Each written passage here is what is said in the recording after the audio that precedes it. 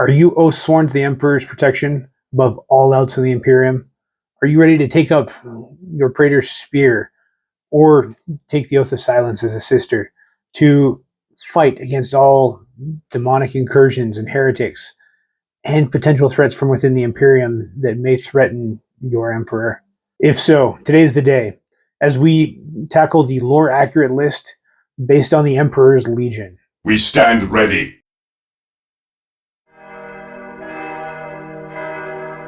After getting you guys' request for a Custodes lore accurate list, it was a pretty easy choice to figure out which book I was going to base it on.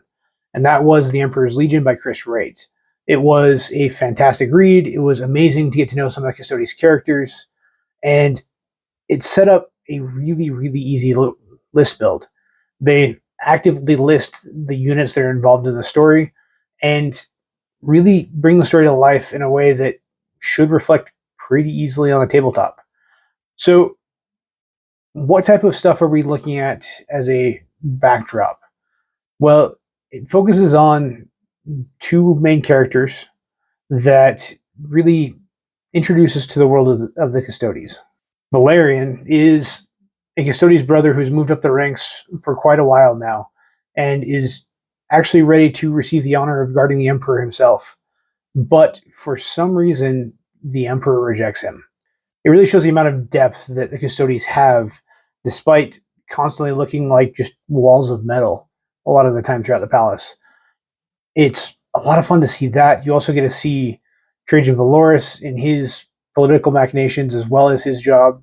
And on top of that, you get to see Alea, a sister of silence, going about her mission to purge the heretics from the world and track down potential psychic threats for the black ships.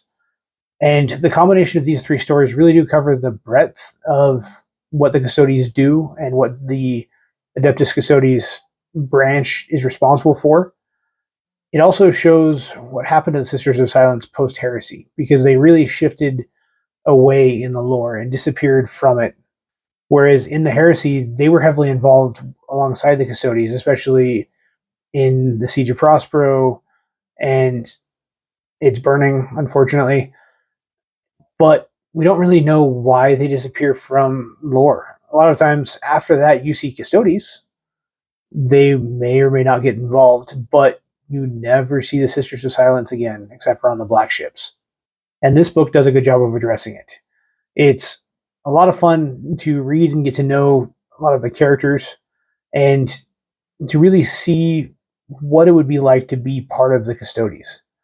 It's something that I've kind of thought about a lot as I've been focusing on the heresy and on these other novels where some of the Custodes will appear every once in a while.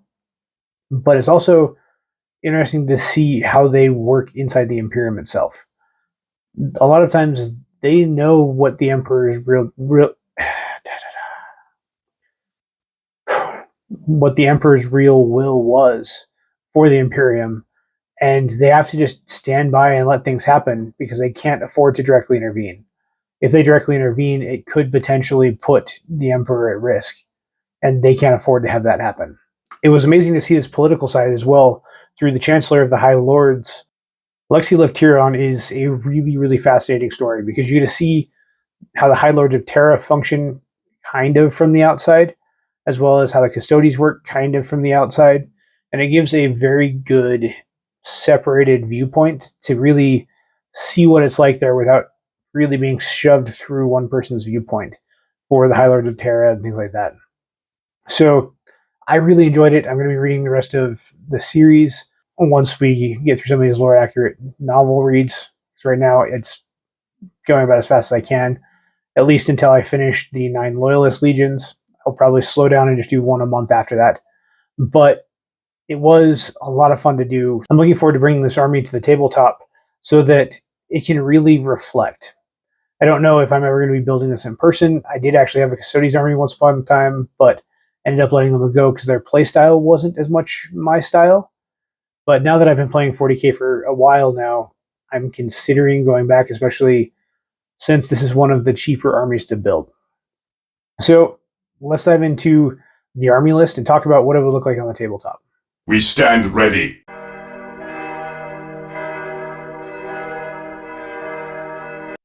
So now that we've talked about the background and the story we use to build a lore accurate list, let's talk about the list itself.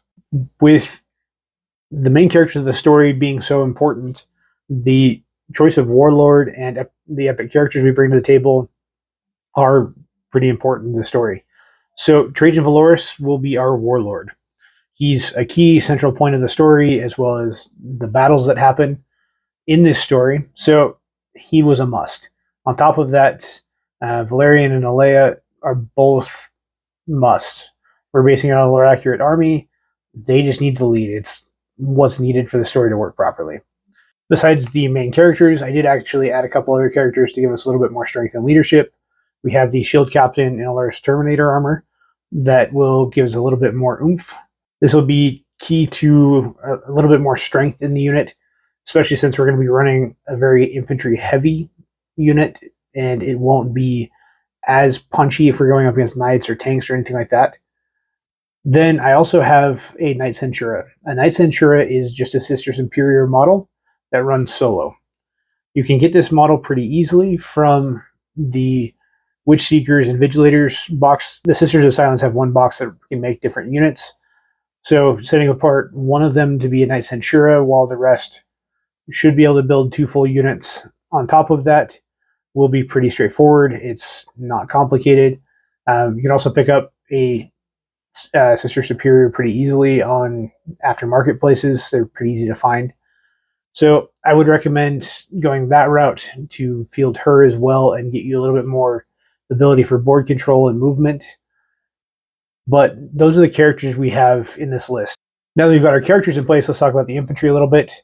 I would recommend 2 boxes of Custodian Guard.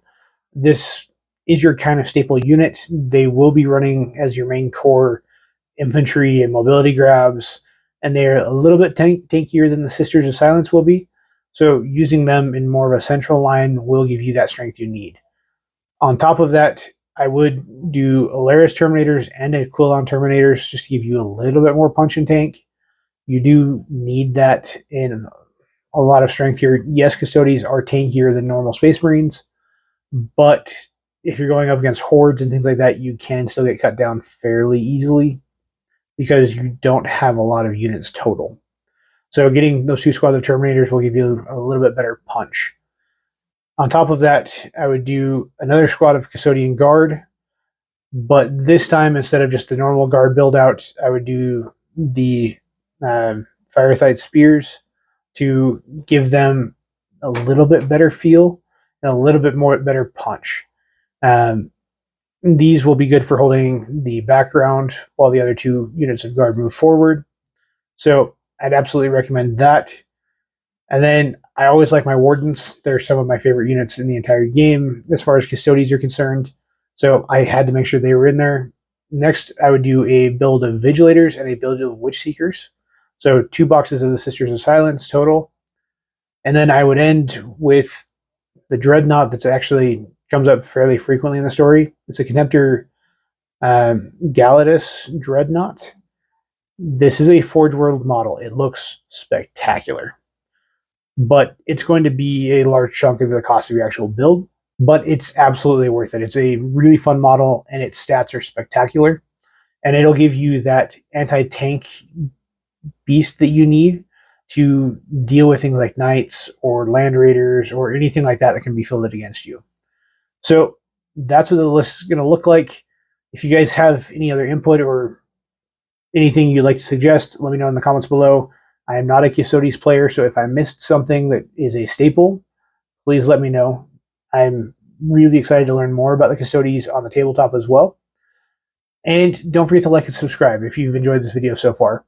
We have a lot of really cool videos coming out in the next few weeks that I think you guys are going to really enjoy. So next, we're going to talk about how much this is going to cost to build. For the Emperor! Okay, so as we've always discussed with the cost, I always do this on a per unit basis. Yes, there are combo boxes that will save you a considerable amount of money and include several of these units already in them.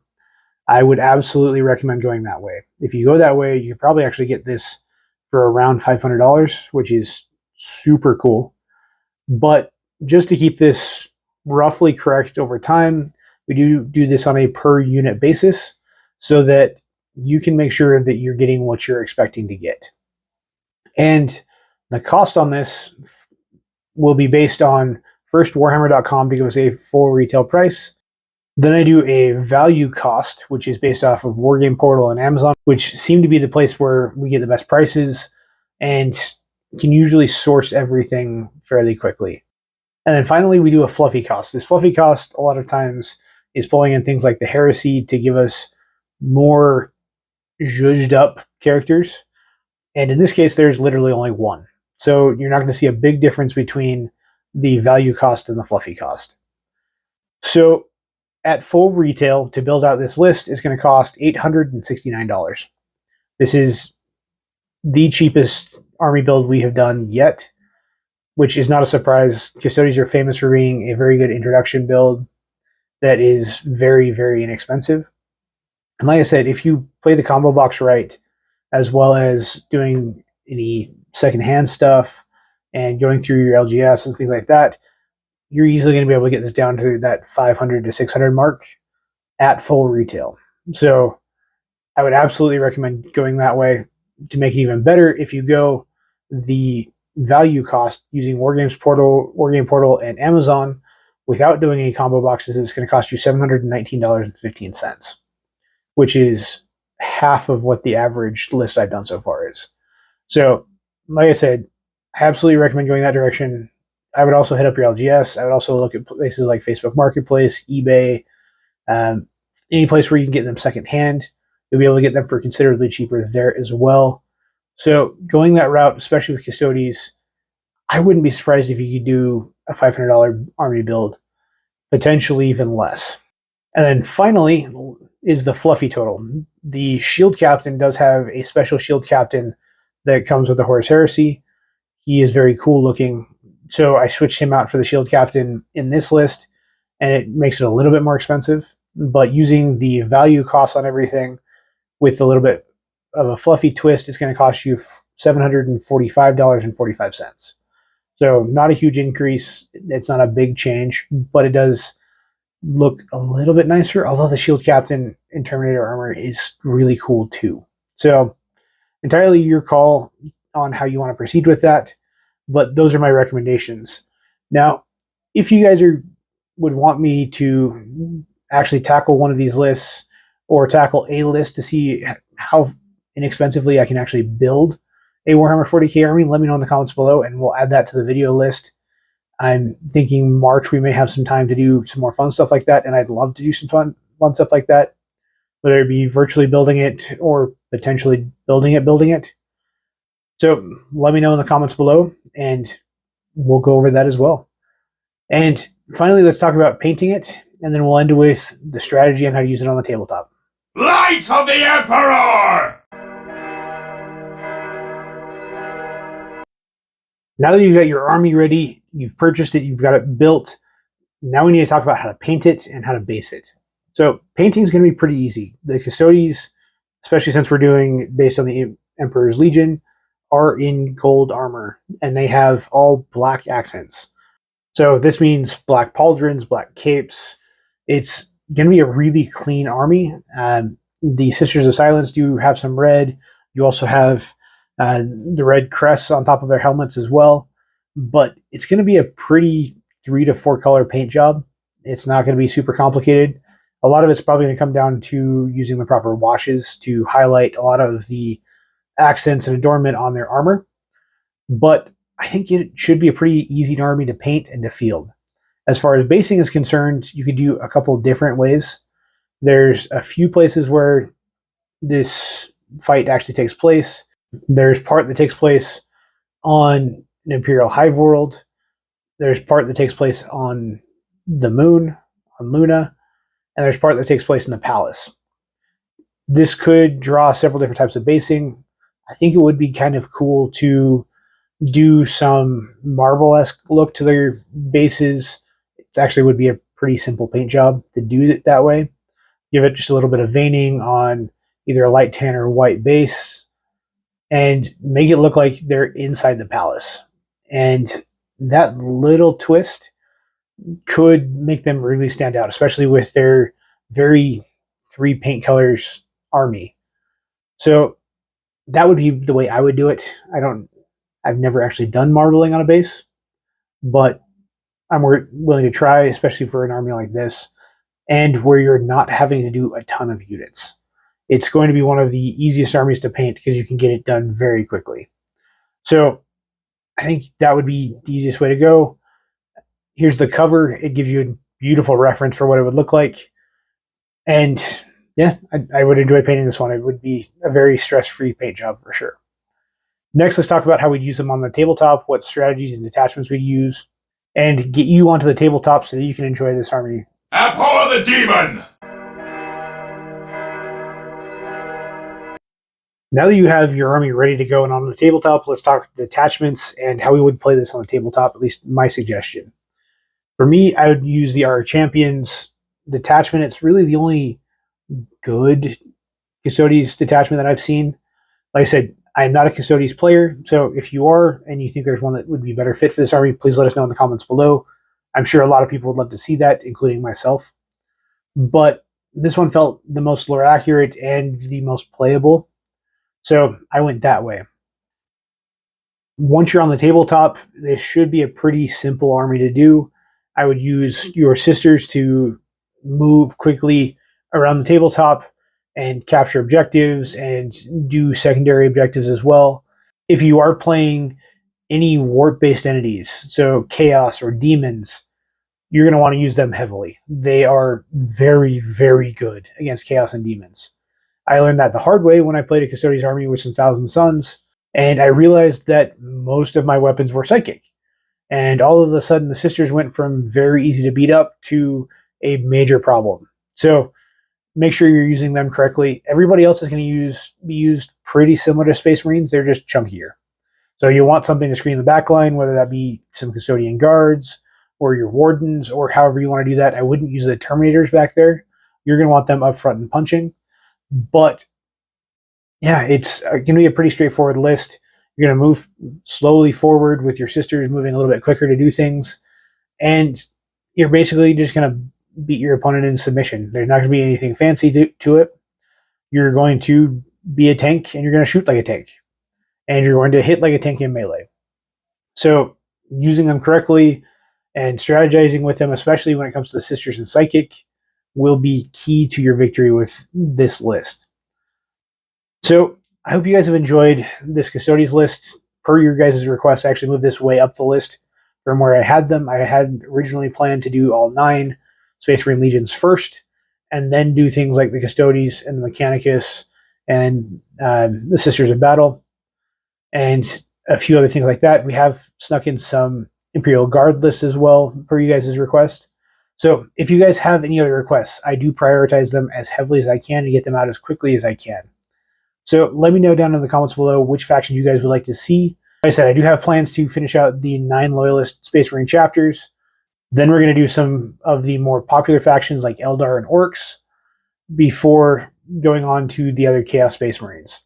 If you guys would like to see any of those any sooner, or any of the other factions like Gene Stealers or Chaos Knights or anything like that, please let me know so that we can move them up and really get the armies that you guys want to see up front for you guys first.